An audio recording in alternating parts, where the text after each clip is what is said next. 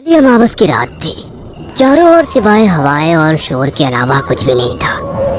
राजन को आज घर लौटने में देर हो गई थी। रात के सन्नाटे को वो अपनी साइकिल से चीरता हुआ चला जा रहा था। वो गांव की नदी तक पहुंचा ही था कि तभी उसे नदी के पास एक काला साया दिखाई दिया, जो नदी के किनारे पानी को घूरे जा रहा था। इतनी रात को नदी के पास देखकर राजन के ना जाने क्यों रोंगटे खड़े हो गए। उसे ऐसा महसूस हुआ मानो उसके पैर साइकिल के पैडल पर जम गए हो। राजन कपकपाते हुए होठों से बोला, कौन है वहां पर? राजन ने इतना बोला ही था कि अचानक वो साया बिजली की रफ्तार से दौड़ता हुआ राजन के नजदीक आ गया। राजन की नजर जैसे ही उस साये पर पड़ी, उसके हालत से एक भयानक चीख निकल गई। इस घटना के 1 महीने बाद अर्जुन का सारा ध्यान ड्राइविंग पर था। उसकी पत्नी शिखा कार में ड्राइविंग सीट के बगल में बैठी हुई एक मैगजीन पढ़ रही थी। शिखा ने मैगजीन रखकर अर्जुन की ओर देखकर कहा, और कितनी दूर रह गया है तुम्हारा गांव अर्जुन? बस थोड़ी दूर रह गया है, आधे घंटे में हम पहुंच जाएंगे। तुम्हारे चेहरे पर इतनी टेंशन क्यों है? टेंशन क्यों नहीं होगी शिखा, मैंने अपनी माँ को बगैर बताए तुमसे लंदन में शादी जो कर ली।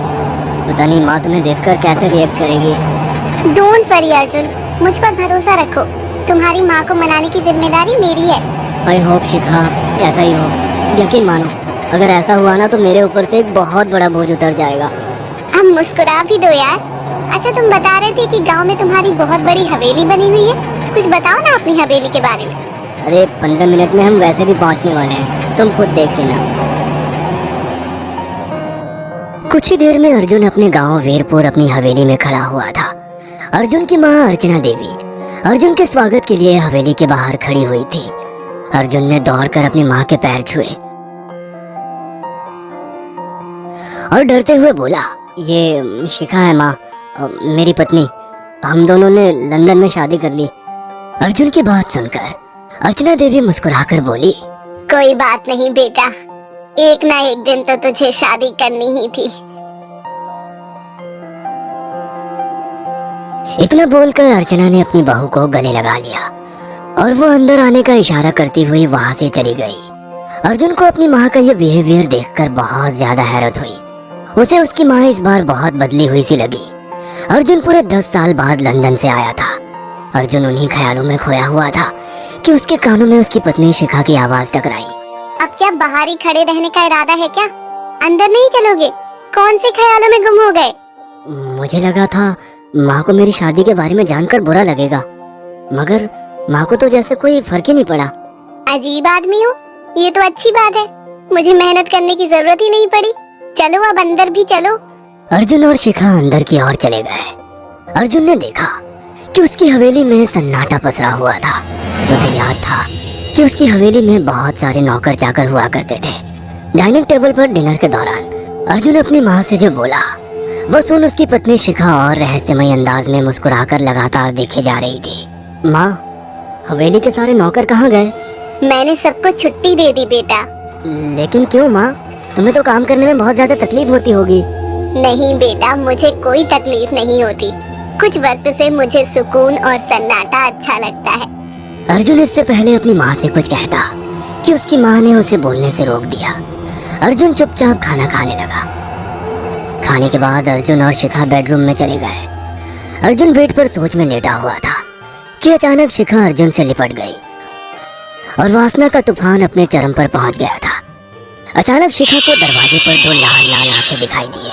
उसे ऐसा लगा जैसे कि कोई उसे देख रहा हो। शिखा ने तुरंत बेड से उठकर अपने कपड़े पहन लिए। क्या हुआ शिखा? अर्जुन, मुझे ऐसा लगा जैसे कोई हम दोनों को देख रहा हो। पागल हो गई हो क्या? हवेली में सन्नाटा पसरा हुआ है, एक भी नौकर चाकर नहीं है। तुम्हें वहम हुआ होगा। तुमने तो सारा मूड खराब कर दिया शिखा, अब सो जाओ। उस रात अर्जुन तो गहरी नींद में सो गया, मगर शिखा की आंखों से नींद कोसों दूर थी। अगली सुबह शिखा जल्दी उठकर किचन की ओर चली गई, मगर उसने देखा कि उसकी सास अर्चना नाश्ता तैयार कर चुकी थी। माँ, आपने तकलीफ क्यों की? मुझे बुला लेती आप। शिखा की बात सुनकर उसकी सास अजीब से अंदाज में शिखा की ओर देखने लगी। उनके देखने के अंदाज में पता नहीं ऐसा क्या था कि शिखा को अपने रोंगटे खड़े होते हुए महसूस हुए।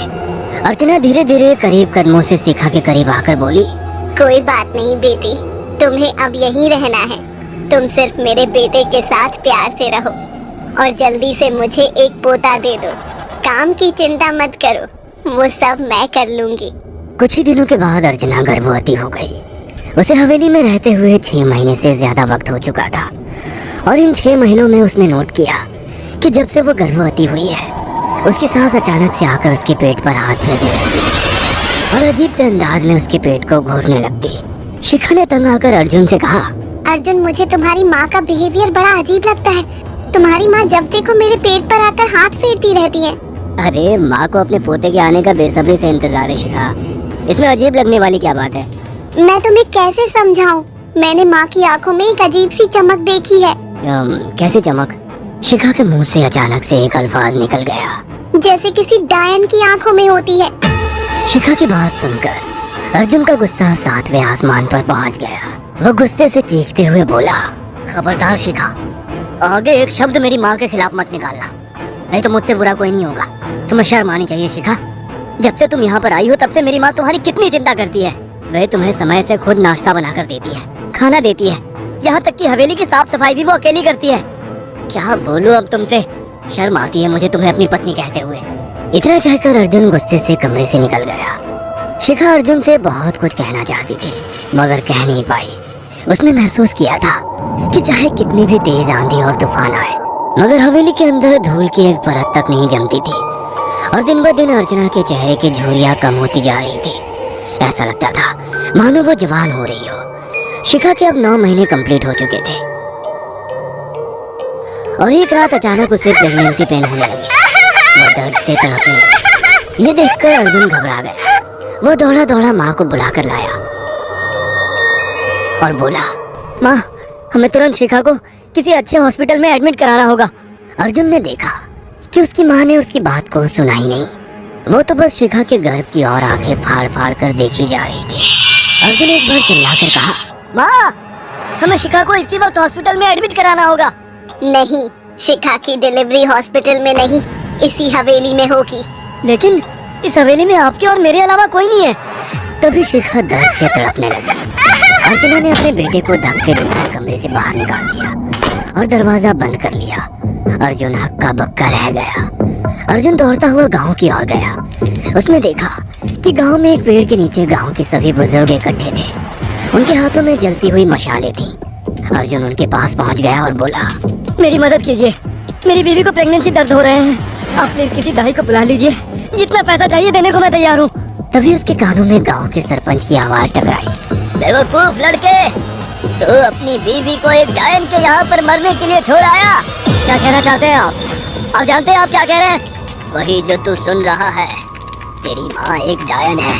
इन गांव वालों के हाथों में जो मशाले देख रहा है ना, हम तेरी ही हवेली में आग लगाने जा रहे थे।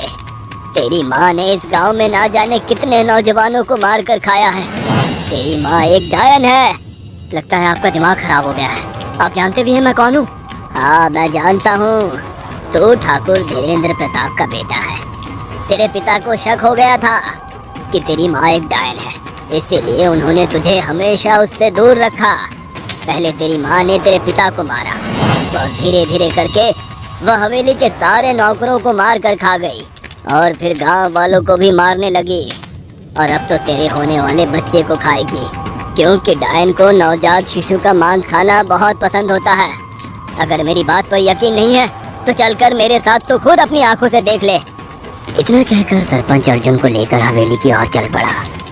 उसके पीछे कई लोग थे जो जलती मशाले पकड़े हुए थे। हवेली के अंदर घुसकर उन्होंने उस कमरे के दरवाजे को तोड़ दिया जहाँ पर शिखा थी। कमरे का मंजर देखकर अर्जुन के रोंगटे खड़े हो गए। उसने देखा कि उसकी माँ एक बेहद भयानक रूप में उसके बच्चे का मांस खा रही थी और उसकी पत्नी शिखा फर्श पर मरी हुई पड़ी थी और पूरा फर्श खून से लाल था। अर्जुन को अपनी आंखों पर यकीन नहीं आ रहा था कि तभी उसकी माँ उसके ऊपर झपटी। सरपंच ने चीखकर कहा, अरे इस डायन को आग लगा दो, जिंदा जला दो इसे और साथ ही इस हवेली को भी। सभी लोगों ने जलती हुई मशाले डायन के ऊपर फेंक दी। देखते ही देखते डायन दर्द से चीखने और चिल्लाने लगी और कुछ ही देर में वो जलकर राख हो गई। हवेली में आग लगते ही सभी लोग अर्जुन को खींचकर बाहर ले आए। अगले दिन अर्जुन अपनी पत्नी की यादें साथ लेकर आंखों में आंसू लिए दोबारा लंदन वापस चला गया।